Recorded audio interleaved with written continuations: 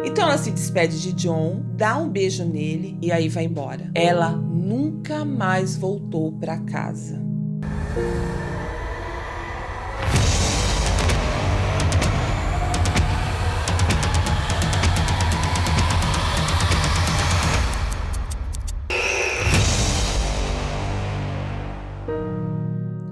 Erin Evelyn nasceu e cresceu em Oak Ridge, no Tennessee. Ela era uma garota doce, amorosa com todos. Sabe aquela pessoa que quando você fala, ela faz você se sentir a pessoa mais importante do mundo? Assim era Erin.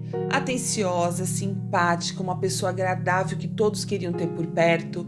E além disso, ela adorava animais, principalmente cavalos. Ela tinha um jeito especial para domar os cavalos. E até aqueles cavalos bravos que ninguém nem chegava perto, ela conseguia domar. E vendo todo esse amor, esse cuidado que ela tinha por cavalos, seus pais, Bill e Lori, deram de presente para ela seu primeiro cavalo, que ela chamou de Otto. O mundo dela se resumia em volta dos cavalos, e isso desde que ela era bem criancinha. E quando ela tinha 14 anos, ela começou a trabalhar numa clínica veterinária. Ela achou que, como ela gostava tanto de animais, esse seria o melhor emprego que ela poderia ter. E aí, logo depois, ela também foi trabalhar num canil. Ela queria sempre estar por perto dos animais, em especial os cavalos. Mas depois de um tempo, ela percebeu que ela não queria ser a pessoa a dizer para o dono que seu animalzinho de estimação estava doente ou que seria sacrificado. Então, ela desistiu de ser veterinária aí. A família de Erin também era bastante envolvida com cavalos, e eles tinham alguns cavalos e um celeiro na cidade. E foi nesse celeiro que ela conheceu um cara chamado Jonathan Corwin, que também tinha os cavalos ali da família. Ela nem imaginava que ele se tornaria seu futuro marido.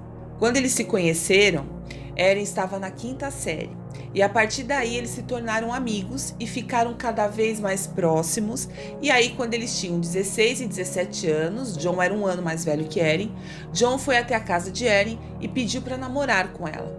Os pais dela também já conheciam John e aprovaram o namoro e ficaram muito contentes, porque o pai de Erin dizia que ele era um rapaz quieto, reservado e com um futuro promissor. Então eles tinham certeza que John seria um bom partido para a filha, que é o que todos os pais querem para os filhos, né? E os dois começaram a namorar no aniversário de 16 anos de Erin. E desde o começo do namoro, John falava que queria se casar com ela. Eles se conheciam já há muito tempo e quanto mais tempo eles passavam juntos, mais apaixonados eles ficavam. E aí o pedido de casamento veio logo depois que ele se alistou no Corpo de Fuzileiros Navais em 29 Palms, na Califórnia, e ela aceitou. Aí John foi para a base de fuzileiros, arrumou tudo por lá, voltou e em novembro de 2012 eles se casaram. Eles foram morar na base de fuzileiros e, apesar de Erin ser uma ótima dona de casa e de se virar muito bem, a mãe de Erin estava um pouco preocupada com a filha. Como Erin era muito tímida e estava longe da família, a mãe achou que talvez ela pudesse ter dificuldade para se acostumar com a vida de esposa de um fuzileiro naval, porque ela sabia que eles poderiam ter que se mudar algumas vezes. Depois de um certo período na base, os fuzileiros eram enviados a outras bases e aí a família tinha que se adaptar a um novo endereço, a uma nova vida. E a mãe sabia que isso talvez fosse um problema para Erin. Mas na maior parte do tempo, John estava com ela e eles estavam felizes, sempre juntos, vivendo a vida deles. Quando eles se mudaram para a base, eles se tornaram amigos do casal Connor e Ashley, que moravam no andar de baixo. Erin e Ashley se conheceram logo no primeiro dia e a partir daí elas se tornaram grandes amigas, estavam sempre juntas. E eles também tinham a família que morava ao lado deles, Chris, Nicole e a filha Liberty, de 6 anos.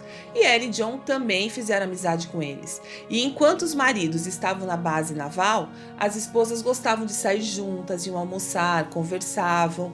Eles moravam todos juntos ali na base de fuzileiros, longe das famílias. Então os amigos viravam a família deles. E quando os maridos estavam em casa, eles ficavam juntos, faziam churrasco, se reuniam cada final de semana na casa de um, faziam companhia um para o outro. Erin e John tinham uma vida feliz. Ele tinha um bom trabalho, moravam bem ali na base, fizeram amigos, estavam vivendo bem e ficou melhor ainda quando Erin ficou grávida. John adorou a ideia de ser pai, eles estavam curtindo a gravidez e não viu a hora do bebê nascer. Erin postou nas redes sociais que estava grávida, ela queria compartilhar com todo mundo, principalmente com a família, e ela só queria que o tempo passasse logo para o bebê nascer. Passaram várias semanas, mas Erin acabou perdendo o bebê. Ela e John ficaram arrasados e era realmente uma situação muito difícil para eles. E para Erin foi bem mais complicado porque ela estava longe da família, da mãe, ela se sentiu muito sozinha e começou a se afastar das pessoas. Nem de casa ela queria sair. Essa situação deixou Erin muito abalada emocionalmente e o que ela mais precisava era de apoio. E John, ao invés de ficar perto dela, porque ele também estava arrasado com tudo aquilo, não, ele foi se afastando dela, ele até tentou, mas não conseguiu. Ela estava com 19 anos, muito jovem e lidando com tudo isso. Na verdade, estava bem difícil para os dois. Christopher Lee, o vizinho da casa ao lado, tinha 25 anos e era um daqueles caras engraçados que gosta de brincar com as pessoas, às vezes umas brincadeirinhas sem graça, mas as pessoas gostavam dele. E ele também gostava muito de cavalos, assim como Erin. Então eles passaram a conversar e a paixão pelos cavalos fez com que eles conversassem ainda mais. E conversar com Chris distraía ela.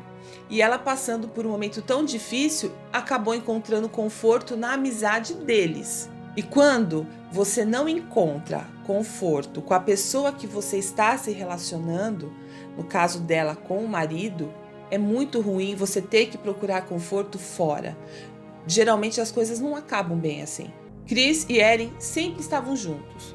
Os vizinhos estavam sempre se reunindo aos finais de semana. Mas Chris e Erin começaram a se encontrar mesmo quando John e a esposa de Chris não estavam por perto. Erin passava muito de seu tempo livre como voluntária no White Rock Horse, um lugar onde cuidavam de cavalos machucados. Chris e sua esposa também eram voluntários lá. E como Erin ficava muito lá, Chris acabava indo para também, mesmo sem sua esposa, ficar um pouco com a Erin. E assim eles foram ficando cada vez mais juntos. E eles gostavam de ficar conversando. E passaram muito tempo juntos assim. Aí, numa noite de domingo, fevereiro de 2014, Chris e sua esposa Nicole, Erin e John foram até a casa de Connor e Ashley, no andar de baixo, para assistirem juntos uma série na televisão. Isso era normal entre eles, porque eles sempre se reuniam. Mas Erin achava que aquela série era muito violenta e não quis ficar ali com eles, e foi para uma outra sala jogar videogame. Chris viu que a Erin saiu e depois de um tempinho disse que não queria assistir a série e foi jogar videogame com Erin. Então, enquanto os outros estavam assistindo a série, Chris e Erin, na outra sala, acabaram se beijando. A amiga Ashley viu, achou muito estranho, mas não falou nada. E a partir daí, eles começaram um caso. E eles se envolveram tanto que passaram a se encontrar com mais frequência. E não demorou muito para que eles começassem a conversar sobre deixar seus parceiros para que pudessem ficar juntos. E para completar, Chris dizia a Erin que sua filha gostava dela, porque às vezes Erin cuidava da menina e elas se davam super bem. E Chris estava completamente envolvido com Erin. Ela ainda ficou um pouco receosa quando ele falou da filha, mas ela também estava envolvida demais com ele. Bom, então o inevitável aconteceu. Eles resolveram terminar os casamentos e Nicole, a esposa de Chris, já estava percebendo que tinha alguma coisa errada. Chris estava distante, ficava mais fora de casa, então desconfiada, ela foi olhar o celular dele para ver se encontrava alguma coisa suspeita, porque ela achava que ele poderia estar traindo ela. Então Nicole esperou o momento certo, pegou o telefone de Chris e foi ver se tinha alguma ligação diferente. Foi ler as mensagens, E o que ela encontrou? Mensagem de textos entre Chris e Erin. E uma das mensagens dizia que Chris achava ele lindo e que estava apaixonada por ele.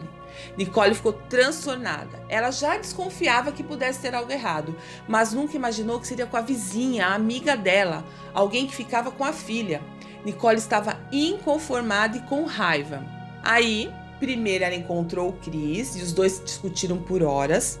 Depois, mais nervosa ainda, ela não pensou duas vezes. Foi direto para o apartamento de John e Erin e contou tudo sobre o caso que sua esposa estava tendo com o Chris. E aí a confusão estava armada. Os quatro começaram a brigar e Nicole, transtornada, ameaçou Erin dizendo que se ela tivesse mais alguma coisa com Chris, ela mesma a mataria. Erin fica nervosa e vai embora. John fica transtornado, mas tem uma atitude diferente. Ele fica quieto e deixa a esposa ir embora. Mas isso não quer dizer que ele tenha ficado menos chateado ou menos nervoso do que a Nicole. Apenas era o jeito dele lidar com aquela situação. E depois de tudo isso, de toda a discussão, Erin e Chris decidiram que seria melhor que eles não se encontrassem mais e que colocariam um ponto final nessa história. Cada um tentaria recuperar o seu casamento. Bem, eles realmente terminaram, mas depois de algumas semanas eles acabaram se encontrando de novo. Mas os dois sabiam que eles não poderiam continuar se encontrando, até porque Chris seria transferido de base e iria para o Alasca no dia 4 de julho daquele ano, junto com a sua esposa e com sua filha, e faltava apenas algumas semanas. Mas Erin procurou por Chris e disse que estava grávida de um filho dele. Só que, na verdade, ela não sabia de quem que era o bebê. Bom, num sábado, dia 28 de junho do mesmo ano, Chris marcou com um amigo de irem caçar coiotes no Parque Nacional Joshua Tree. Este parque é muito conhecido não só pelos coiotes, mas porque tem muitas minas abandonadas e não é um lugar muito movimentado, é até calmo, tranquilo. Só que o amigo ligou e disse que não poderia ir, então Chris resolveu ir sozinho. Erin também estava planejando ir para o parque naquele mesmo dia. Ela disse a John que estava indo para o parque para fazer uma caminhada, já que estava um sábado lindo, e queria aproveitar para escolher alguns lugares no parque para levar sua mãe quando ela viesse visitá-los.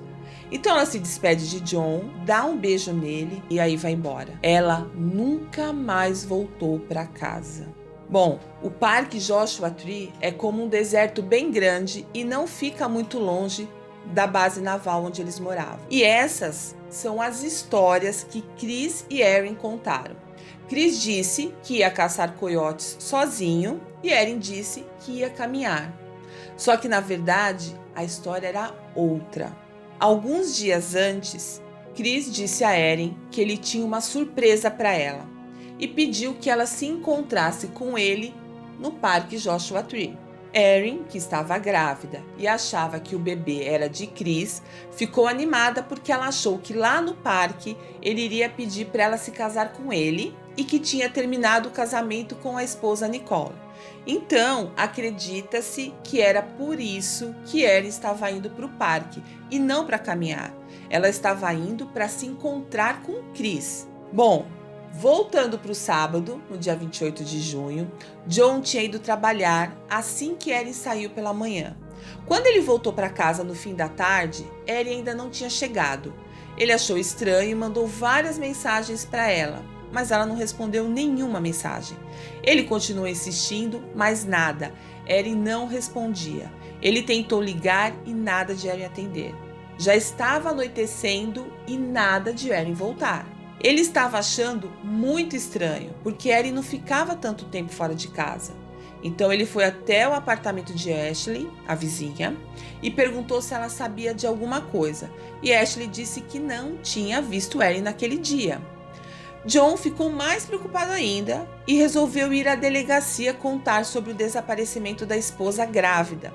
E eles disseram que talvez ela pudesse ter se perdido porque o parque era muito grande e era fácil se perder por lá. Então, eles pedem para John esperar mais algumas horas para ver se ela voltava e, se ela não voltasse até a manhã do dia seguinte, eles iriam até o parque procurar por ela. E ela não voltou. Na manhã de domingo, John ligou para os pais de Erin dizendo que ela estava desaparecida. Os policiais até então acreditam que provavelmente ela tenha ido caminhar e, por não conhecer muito bem o parque, é possível que ela tenha se perdido. E como o parque é muito grande e deserto e a temperatura lá é muito alta, talvez ela esteja em algum canto desidratada, já que ela estava lá há mais de 24 horas. Então a polícia começou a procurar por Erin e nada. Até que eles encontraram o carro dela abandonado em um lugar afastado do parque. E como acontece com a maioria dos maridos, John foi o primeiro a ser interrogado. Eles confirmaram o depoimento de John com outras pessoas que trabalhavam na base naval. Várias pessoas viram ele por lá. Então ele foi descartado como possível suspeito no desaparecimento da esposa. Aí os policiais começaram a conversar com os amigos, com os vizinhos e acabam descobrindo sobre o caso de Erin com Chris e que Erin poderia estar grávida. E descobrem também que Chris tinha ido ao parque naquele sábado também. Então, a polícia foi até Chris e perguntou se ele sabia de alguma coisa sobre Erin. E Chris disse que não sabia nada sobre ela. E quando perguntaram se era verdade que eles tinham um caso, ele disse que não, que eles eram apenas vizinhos e que se encontravam por acaso no rancho de cavalos. Só que a polícia já sabia que eles mantinham um caso e sabiam que ele estava mentindo. Passados uns 3 dias, Chris foi intimado a depor formalmente na delegacia. Aí Chris admite para os investigadores que estava tendo um caso com Erin, mas que não era nada muito sério. O interrogatório durou cerca de 3 horas e ele negava praticamente tudo. Então a polícia decidiu mudar a tática e começaram a questionar de forma mais firme para ver se ele acabava falando alguma coisa, porque os investigadores sabiam que ele estava mentindo. E Chris manteve sua postura, afirmando que não sabia de nada.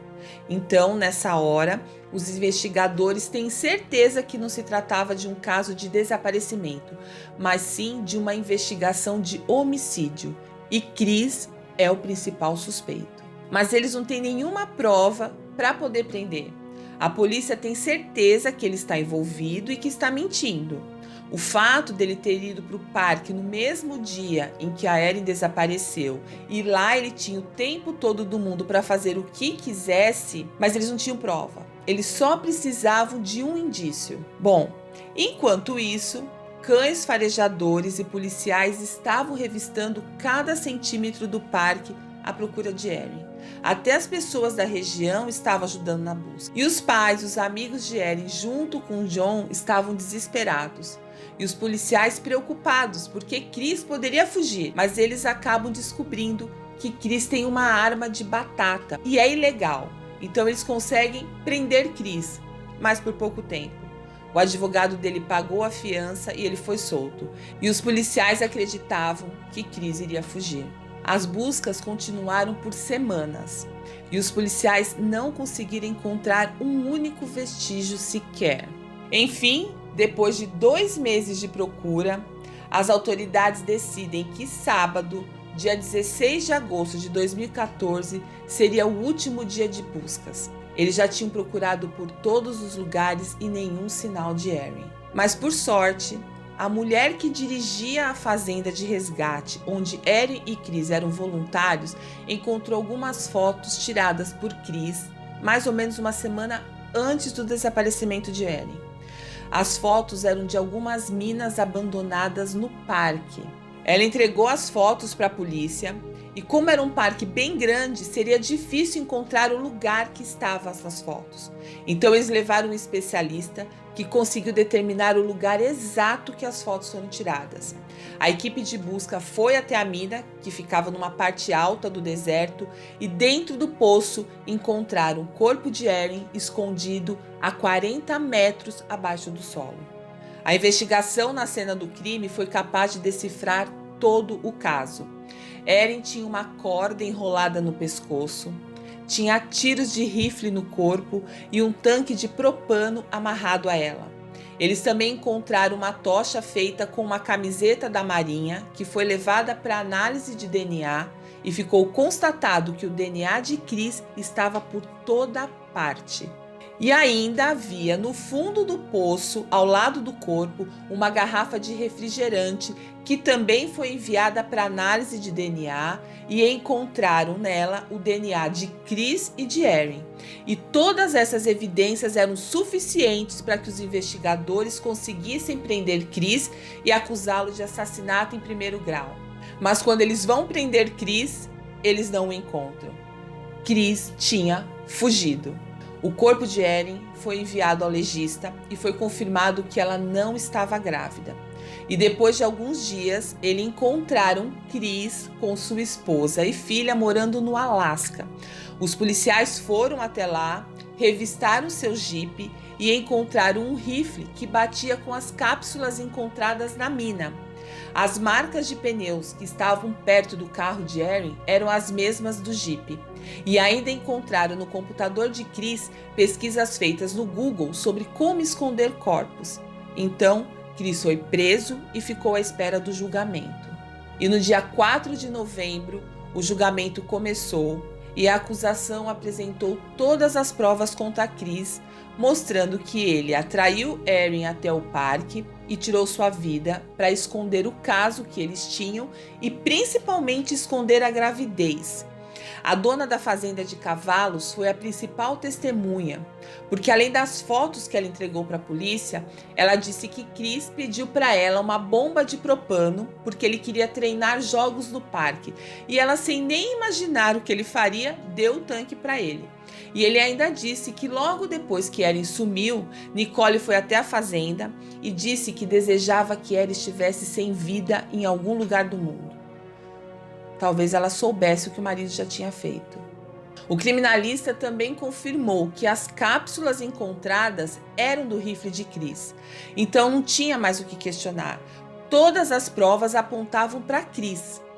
Mas o julgamento toma um rumo inesperado. Chris, no seu depoimento, confirma que num ataque de fúria, ele tirou a vida de Erin. Ele disse que levou Erin até o parque para terminar o caso com ela e dizer que iria se mudar para o Alasca com a família. E ela teria ficado muito nervosa, implorando para que ele ficasse com ela, e como ele disse não, ela contou que molestou sua filha. Aí ele ficou transtornado, discutiu com ela e num acesso de raiva, abordou ela por trás, amarrou a corda em seu pescoço até que ela parasse de respirar e a empurrou dentro do poço. E por cima jogou o tanque de propano com uma tocha e atirou com um rifle para que tudo explodisse. Mas ele errou o tiro e não aconteceu a explosão. Claro que ninguém acreditou. O advogado do Chris pediu para que ele contasse essa história para que sua condenação fosse reduzida. Mas não deu certo. O juiz demorou apenas 15 minutos para dar o veredito final. Christopher Lee foi condenado por homicídio em primeiro grau e condenado à prisão perpétua sem liberdade condicional.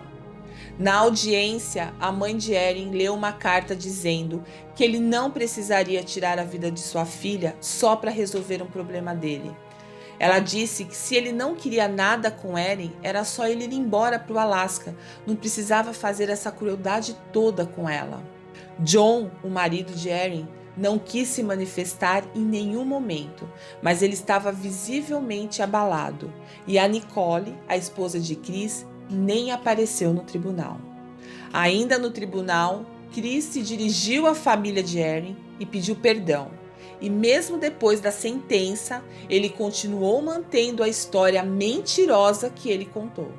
Hoje, Chris tem 31 anos e está na prisão estadual no condado de São Bernardino, na Califórnia. E de acordo com sua sentença, o ex-fuzileiro naval passará o resto da vida atrás das grades. Gente, é claro que não poderia ser diferente, né? Nada justifica você tirar a vida de outra pessoa, sem contar a dor que ele causou para a família inteira de Erin. É imperdoável o que ele fez. E o que vocês acharam? Deixa aqui nos comentários, eu gosto de ler todos os comentários e responder todos.